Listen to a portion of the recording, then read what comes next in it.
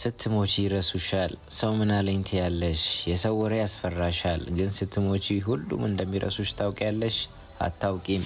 ብታውቂማ ነገ ለሚረሳሽ ሰው ዛሬ አትጨነቂም ነበር። ለሚያወሩብሽ ተልካሻ ወሬዎች ጊዜ አትሰጪም ነበር። ጥሩ ነገር እንዳታይ፣ ካለሽበት ከፍ እንዳትይ አሳስሮ ያዘሽ እሱ እኮ ነው። እህቴ እስከ ዛሬ ያበከሹ ጊዜ ይበቃሻል። ሰው ምን አለኝ ማለትሽን ትተሽ አሁኑኑ ስራሽን ጀምሪ። ለማን ብለሽ አንገትሽን ትደፊያለሽ? እስከ መቼ ነው የሰዎችን ደስታ እያየሽ ምትኖሪው? እስከ መቼ በሰዎች ኑሮ ትቀኛለሽ? መች ነው የራስሽን እውነተኛ ደስታ የምትፈጥሪው? መች ነው የአንቺን እውነተኛ የስኬት ኑሮ የምታሳኪው? ጊዜ እስኪመቻች እየጠበቅሽ ከሆነ አትሸወጂ። ከምቾት ቀጠና ወጥተሽ ህልምሽን ከግብ ለማድረስ ጣሪ። ያኔ ልፋትሽ በራሱ ሲከፍልሽ ታያለሽ። ከጎደለሽ ያለሽ ይበልጣል። አሁን በዚህ ሰዓት ሆስፒታል ለችግሩ የተሰለፈ ሰው አለ። አሁን በዚህ ሰዓት ምንም አይነት ብርሃን የሚያይ ሰው አለ። አሁን በዚህ ሰዓት ሁለቱም ጆሮቹ የማይሰሙ ምስኪን ሰው አለ። እነዚህ ሰዎች አንቺን ቢያዩ እንዴት እንደሚቀኑ አስበሽው ታውቂያለሽ? በጎደለሽ ትንሽ ነገር ማማረርሽን ትተሽ በተሰጠሽ ብዙ ነገር አመስግኚ። እንደ ቃሉ እስከሄድን እስትንፋስ ያለው ያመስግን አይደል የሚለው?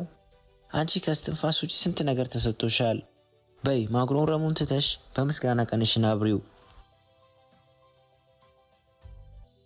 እሞክራለሁ አይደለም አደርገዋለሁ በይ። አንድ ነገር ለማሳካት እሞክራለሁ የሚባል ነገር የለም፣ አደርገዋለሁ ነው ማለት አለብሽ። እሞክራለሁ ማለት ካልተሳካ አቆማለሁ ማለት ነው። አሁን ቁጭ ባልሽበት ከኋላ አንድ ሰው መጥቶ አፍኖሽ አፍንጫሽን እፍን ቢያደርግሽ ፈጣሪ ወይ ነፍሴን ተቀበላት ብለሽ ተስፋ ቆርጠሽ ትቀመጫለሽ? ወይስ ራስሽን ለማዳን እስከምትችይው ድረስ ትፈራገጫለሽ? እርግጠኛ ነኝ ትንፋሽሽን ለመመለስ የሚከፈለው ዋጋ ሁሉ ትከፍያለሽ። አየሽ፣ አንቺ ማሳካት የምትፈልጊው ነገር እንዳየሩ ያስፈልገኛል ካልሽ ልፋትና ጥረትሽን መቼም አታቆሚም። ዝም ብለሽ አታውሪ። በውስጥሽ ብዙ ነገር አስበሽ ሊሆን ይችላል። ትልቅም ነገር አቅደሽ ሊሆን ይችላል። ታዲያ ለሰው ምን አስወራሽ? ሰዎች አታደርጊውም አትዩም ከማለት ውጪ ምን የሚሉሽ መሰለሽ? ለምን አውርተሽ እንዲያሰንፉሽ ትፈቅጃለሽ? በቃ ዝም ብለሽ ስሪ፣ ዝም ብለሽ አድርጊው። ከዛ አንቺ አይደለሽም ውጤትሽ ራሱ ያወራል።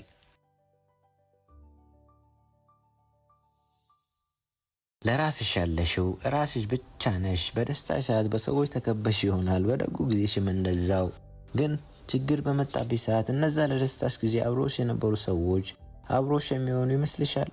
አትሸወጂ፣ በሰዎች አትተማመኚ እህቴ። ለራስሽ ያለሽው ራስሽ ብቻ ነሽ።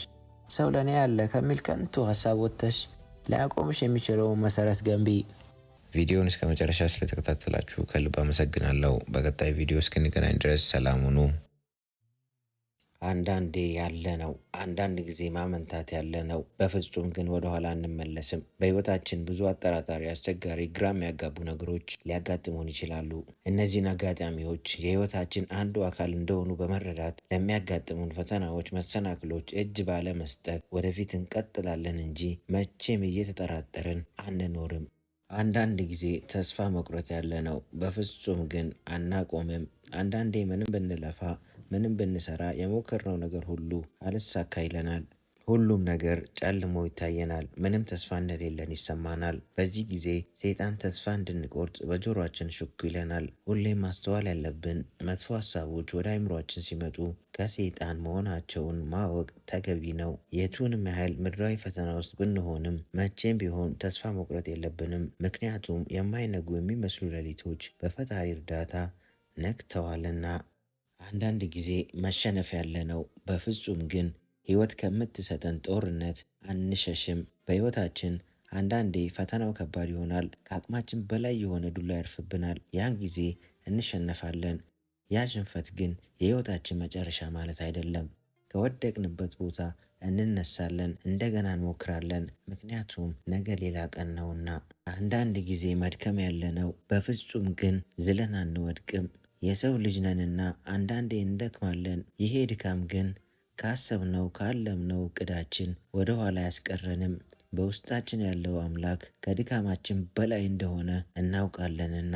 አንዳንድ ጊዜ በሰው መገፋት ያለነው በፍጹም ግን ከዚያ ሰው ውጪ መኖር አያቅተንም። አንዳንድ ጊዜ ሁሉንም ነገራችንን በሰጠነው ሰው እንከዳለን። ሕይወታችንን አጨልመውብን ይሄዳሉ። ተበዳይ ሆነን ሳለን እንደ በዳይ እንቆጠራለን። ምንም ከነሱ መለየት ቢከብደንም በፈጣሪ እርዳታ ካለነሱ መኖር አያቅተንም።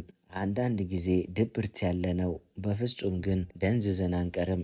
የሰው ልጅ ነንና አንዳንዴ ድብርት ውስጥ እንገባለን። ነገር ግን እንደደበረን አንቀርም። በፈጣሪ እርዳታ እናልፈዋለን። አንዳንድ ጊዜ ክፋት ያሸነፈ መምሰሉ ያለነው በፍጹም ግን መልካምነታችንን አንተውም። ምንም በደግነታችን ብንጎዳም ጥሩ እያደረግንላቸው በክፋት ቢመልሱልንም እኛ ግን ደግነትን በክፋት አንመልስም፣ በመልካምነታችን እንቀጥላለን። አንዳንድ ጊዜ መፍራት ያለነው በፍጹም ግን አንንበረከክም። ፍርሃት ማለት በተፈጥሮ ሰውነታችን እኛን ከአደጋ ለመከላከል የሚያደርገው ተፈጥሯዊ ሂደት ነው። ነገር ግን አንዳንዴ ከመጠን ሲያልፍና ስራችንን በአግባቡ እንዳንሰራ ሊያደርገን ይችላል። ከዚህ ፍርሃት ለመላቀቅ ማድረግ ያለብን ብቸኛው መፍትሄው እንድንፈራ የሚያደርገንን ነገር ፊት ለፊት መጋፈጥ ነው። ፍርሃት ቢሰማንም ያንን ነገር ማድረግ ፍርሃት እንድናሸንፍ ይረዳናል። እየፈራንም ቢሆን በፍጹም አንንበረከክም። በቤተሰብ ውስጥ በጣም የሚጨነቀው ሰው እናትና አባት አይደሉም። የመጀመሪያው ወይንም የበኩር ልጅ ነው። ቁጣውን ይሸከማል። የትናንሽ ወንድሞችና እህቶቹን ኃላፊነት ይሸከማል። የእናትና አባቱን ኃላፊነት ይሸከማል። ብዙ ጊዜ ማንም አያስተውለውም። ቤተሰቡ ደስተኛ እንዲሆን የሚችለውን ሁሉ ያደርጋል። ለቤተሰቡ ደስታ ሲል የራሱን ሕይወት ይተዋል። ጠንካራ መሆን ብቸኛ አማራጩ እንደሆነ ያውቃል። ክብር ለታላላቆቻችን እንስጥ። ምንጊዜም በሰው ሳይሆን በፈጣሪ መመካት ይበጃል። ሰው ቢገፋሽ ፈጣሪ ይደግፍሻል። ሰው ቢጥልሽ ፈጣሪ ያነሳሻል። ሰው ቢንቅሽ ፈጣሪ ያከብርሻል። ሰው ቢረሳሽ አንድ አምላክ ያስታውስሻል። ሰው ቢያቀልሽ ፈጣሪ ያከብድሻል። ሰው ቢያዋርድሽ ፈጣሪ ከፍ ያደርግሻል። ብትንገዳገጂ ፈጣሪ ይደግፍሻል። ብትደክሚ ምርኩዝ ይሆንሻል። ፈጣሪ ከተወሽ ግን ማንን ትደገፊያለሽ? በማንስ ትመኪያለሽ? ምርኩዛችን የሰማይና የምድር ፈጣሪ ብቻ ነው። የሰው አለኝታነቱ ከንቱ ነው። በሕይወታችን ሁሉ የፈጣሪ አብሮነት አይለየን። ፈጣሪን የያዛችሁ ቀን ሰውነታችሁ ሞገስ ይኖረዋል። መከራችሁ አይከብድም። ፈተናችሁ ሽልማት አለው። እናንተ የማታዩት እሱ ያየላችሁ ብዙ ነገር አለና ከብዙ መከራ ትድናላችሁ። ተራራ ላይ ከቆመ ሰው ይልቅ ፈጣሪው ፊት የተንበረከከ ሰው ብዙ ያያል። ፈጣሪውን የያዘ ሰው ሚስጥር ይገለጥለታል። የሕይወት ጣዕምን ያውቃል። ጥበበኛና አስተዋይ ሰው ይሆናል። ፍቅርን ይረዳል። በትህትና የተሞላ ሰው ይሆናል። ከአጣው ያለው ብዙ እንደሆነ በመረዳት በምስጋና ይሞላል። ከራሱ ፍላጎትና ጥቅም ወጥቶ ስለ ሰው የሚያስብ ቅን ሰው ይሆናል።